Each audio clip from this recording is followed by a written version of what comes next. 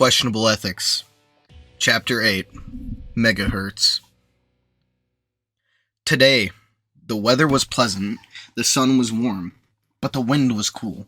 Remind me of September weather. I met up with Autumn again at my campsite, and we went back to the mountains to talk again. Since then, we had been walking for quite some time, talking about the various things we had discussed over the last 3 days. It was like a sort of peer review. She would ask a question and I would answer, or she would start a sentence and I would complete it for her. To be totally honest, it was therapeutic to have such an inquisitive mind asking me these things. Hell, it was such a good brain exercise. I ended up losing track of exactly how far we had traveled from our usual sitting rock atop the mountain peak. Quickly turning around, I tried to locate the rock that we had sat upon for the past few days, only to find them roughly 2 miles back behind us. Boy, that autumn can get me talking. We followed the peak of the mountains around the valley of the Kieran village below. After I had determined our location, I turned my attention to the village. I could see the Kieran beneath us, going about their business. I wonder if this is what God sees when he looks upon his creations. The words just came out of me before I even realized it. Was my voice saying them? I stopped walking and looked out over the valley. I pondered that sentence for a moment. Would God be happy? Would they be sad? Do Earth's gods even exist here? What God do the Kieran believe in? Do they have a god? My subconscious inwardly spoke to me as I looked over the valley.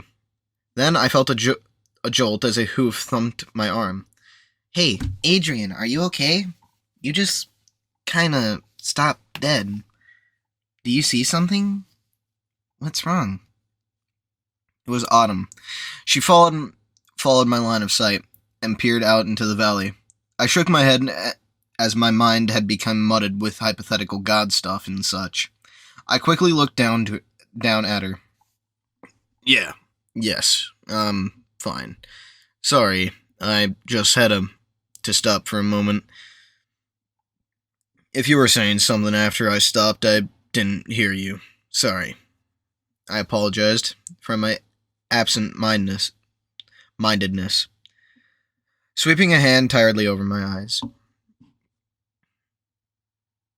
Well, I was asking if you could explain this one thing to me, Adrian, she asked. You said that America is a nation founded on traditionalist values, right? Yeah, others might not agree with me, but their arguments are unfounded in my opinion. I responded back to the Kieran. We started to pick up our walk again, as if I hadn't got distracted in the first place. I adjusted my rifle sling over my back. Alright, if that's the case, how exactly do you maintain these values? She elaborated, following behind in my shadow. I cleared my throat as I stepped over a small crack in the mountain floor.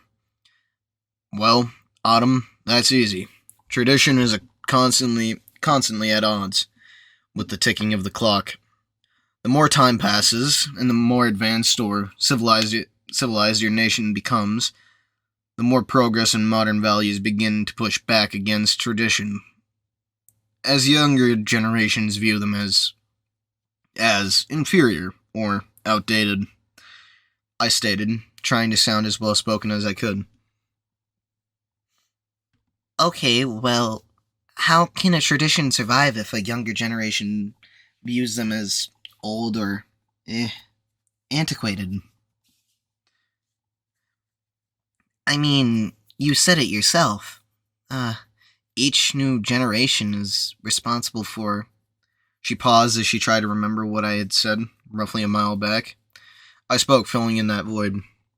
Each new generation is responsible for creating the framework and foundation for the next generation. That will allow their sons and daughters to have a future that they themselves can only dream of. I explained, turning I explained again, turning back to her face. She quickly nodded her head as she collected her thoughts. Right, right. That, uh, how can tradition survive if each new generation maybe feels that they're inferior to progress? Now, that was a pretty good question. A question I had to stop for. I took a seat on the nearest rock and rubbed the side of my mask. She focused her attention, quite confused as why I stopped again. You sure you're okay, Adrian? She asked as she took a step towards me with a concerned look in her eyes. I dismissively waved a hand while I got myself comfortable. Yes, I'm fine. Just wanted to focus on your question. She nodded her head and smiled understandingly.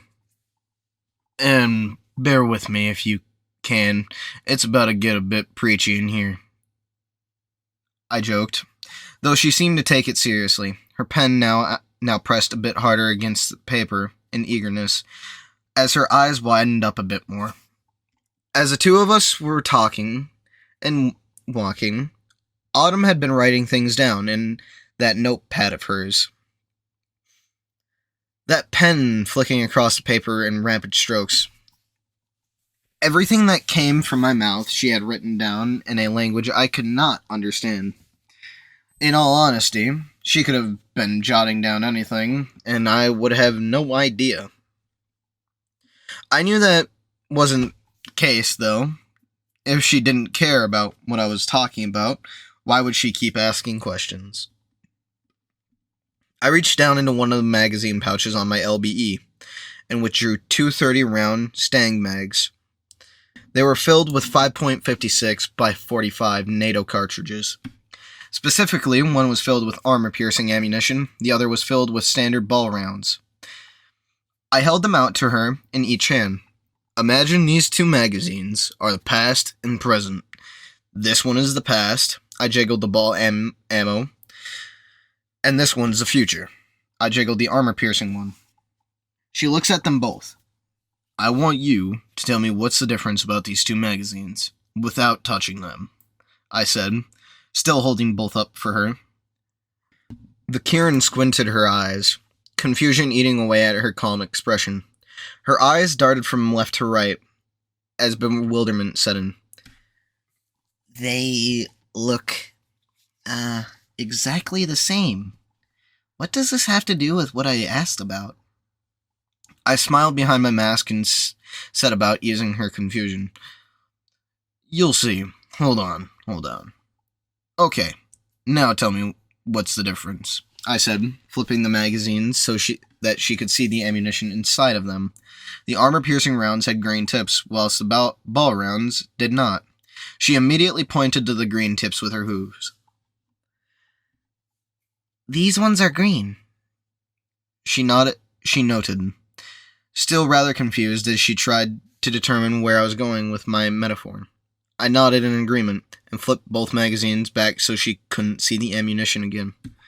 Okay, but from the outside, these two magazines look the same. You can't tell that one is different unless you look a bit harder. This is how tradition survives. Imagine these two magazines are holidays, birthdays, monuments, or days of great celebration and importance. It's just that one is in the past, and the other one is for the present.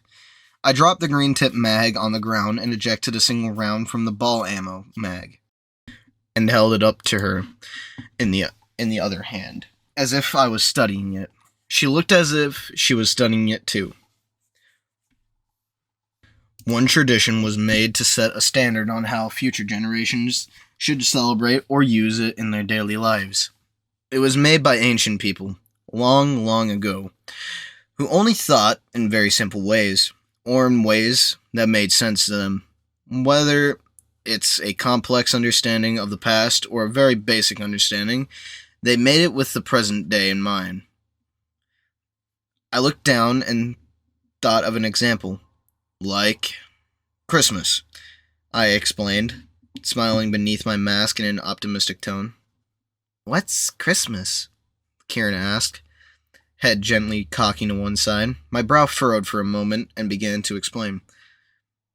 Christmas is a religious celebration from back on Earth.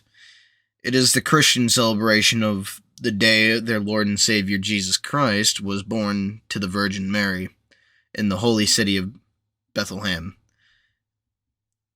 It is a great day of celebration for the whole world, as Christianity is the world's largest religion. And on the 25th of December every year, families get together in celebration of the day by exchanging gifts to one another, in a practice of mutual friendship, and in the act of giving and not receiving. Families also visit churches and practice in a more holier ways than by gathering for Christmas service. Then, as tradition, they all gather and have a family dinner and reconnect with each other, as some family members may not have seen each other in a long time. I then place the cartridge back into its magazine, as Autumn scribbles frantically away on her pad. I then pick up both magazines again and show them to her. Now, that's the traditional way of Christmas is celebrated, or at least to me anyway. Of course, as time goes on, people change. That's where today comes in. I repeat the process, drop one mag, eject the cartridge, and show it to her. This time it was the green tip. As times change, so must the holidays, for better or worse. The holidays have things added on to them to make it more consumer-friendly for the future. People let their personal lives or industry take a hold of certain aspects of their holidays. For as Christmas was once a time of giving and good nature amongst men and women, spending time with family and giving thanks to God, it has now been used by money-making corporations to boost their profits on average consumer by fabricating icons put in front of ones that were originally there before, like Santa Claus. Okay, wait. Who is Santa Claus? I sigh and explain. Soon time seems to fly by. I explained to her how toy manufacturers and other large companies use the holidays to make a massive amount of money off of people buying gifts. I also say that by commercializing and normalizing this new perverted way to experience Christmas, the old holidays is lost in the modern times. But I then also explain that people don't need to give in to the mass hysteria, and they aren't being forced to buy at all these things. I simply say corporations are just leeching off of something that's yearly popular to make similar-minded people think that they need all this flashy stuff, when in reality, all they need is their families and communities to love and care for one another. They need to give and not expect anything in return. They need to learn to remember to be selfless. And to top it all off, I say that a large number of people still celebrate Christmas in the old traditional way, because that is how their grandparents would expect them to do it. That some don't do it for themselves, they do it for others, especially their elders. So, in conclusion, they're both the past and present holidays look different inside. They still follow the same formula and will always look the same from the outside. I sigh and start to put the magazines away. Did any of that make sense? I ask, and as I look up from the magazine pouch, I see Autumn's face behind her notepad. Her pen was flying at the speed of sound as it wrote. If it went any faster, it would catch fire. I was sure of it. Then, quickly it stops, and she tilts her head around her pad. Yes, it does. And though you went really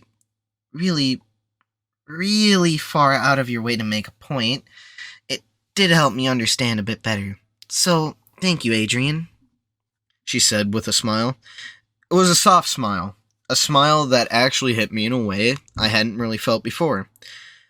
It was as if her happiness from understanding made me feel elevated, knowing that I helped her understand. And the way she looked at me just made me feel well, for the lack of a better term, good inside. So, in fact, in that fact, I accidentally dropped one of my mags from my hand before it was seated into my pouch. I panicked and tried to grab it as it fell, only to hit it with my hand. Doing this prompted me to leap from my seat and chase after it as it tumbled in my hands away towards the cliff face. A sudden panic filled my mind as I desperately tried to grab that slippery steel case. And as I got pretty close to the edge, I snatched the magazine from the air, and I nearly fell onto my face. If I hadn't braced my fall with my right arm grabbing the ground. "Adrian, are you okay?" I heard Autumn say as she took a few deep breaths. As I took a few deep breaths, as I calmed myself down. I nod my head as I looked back with a forced grin onto my face, trying to hide my embarrassment. Of course, she didn't see it. Yeah, I'm good. Not sure what that was about. She now too sighed in relief as I pushed myself back up to my feet. "Geez, Adrian, I thought you were going over the edge there." Autumn and I were cut short by something as I got back to my feet. We both heard the noise that was, needless to say, very out of place and quite literally alien to her. It was the sound of music. Music that I had heard before. Music that was nostalgic to me. Like a song I had not heard in a very long time. As a matter of fact, it was a song I hadn't heard in a very long time. It was the first rhythmic piano keys and hi-hat cymbals of David Foster's St. Elmo's Fire. I immediately spun around to where I had heard the music coming from, and sure enough, there in the crack between the two rocks was a silver boombox with a black handle. I must have landed upon it when I fell down and proceeded to press the play button. What the fuck? I reached down and grabbed the box from the small crack in the ground and yanked it free from the rocks. I held it up with both hands and looked down upon it with the most bewildered set of eyes I had ever pressed up against my gas mask lenses. I saw Autumn out of the corner of my eye as she got a closer look at it. What is that thing?" she asked as she looked over the face of the device, watching the music bars as they jumped up and down on the LED screen.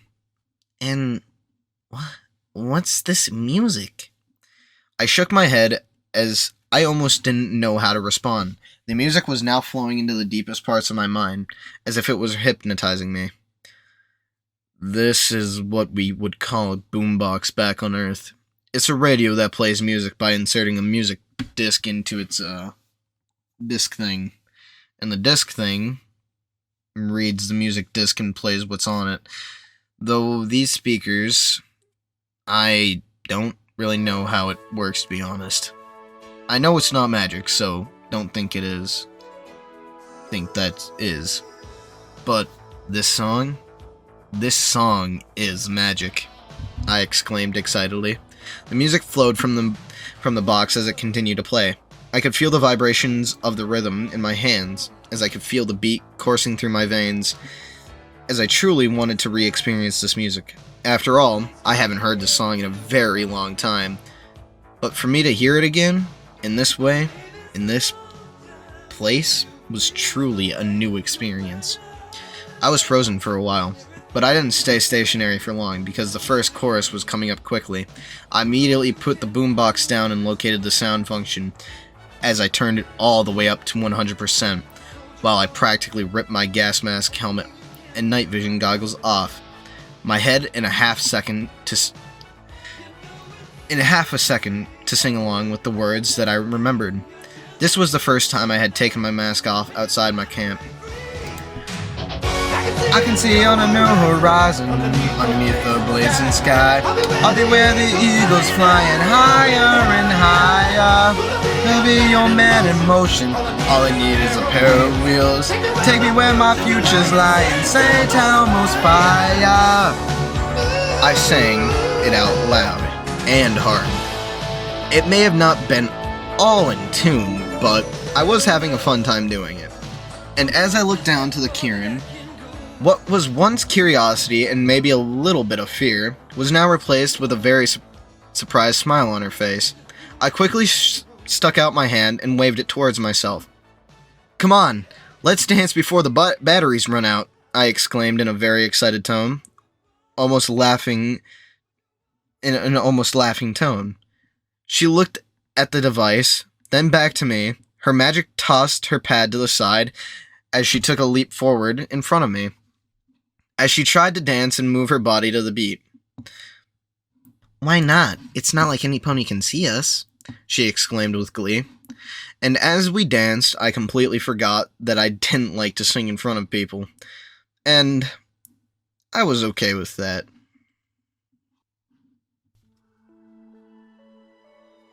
Well, that was that chapter.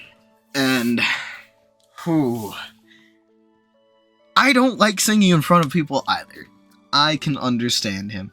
And I like the chapter, although I feel a little bit embarrassed, but it is what it is. I'm gonna do it I did it anyways, because why not? But yeah, there's that. And yeah, I enjoyed that chapter, and I hope you guys all did too. And thank you all for the support. I'm almost reached 100 subscribers, which has made me really surprised. So I think when I reach 150, I'm gonna do a special. I still need to think of something though, so yeah. When I do think of something, I will try to do that, but I guess that's really all I got, so stay golden, and have a good day.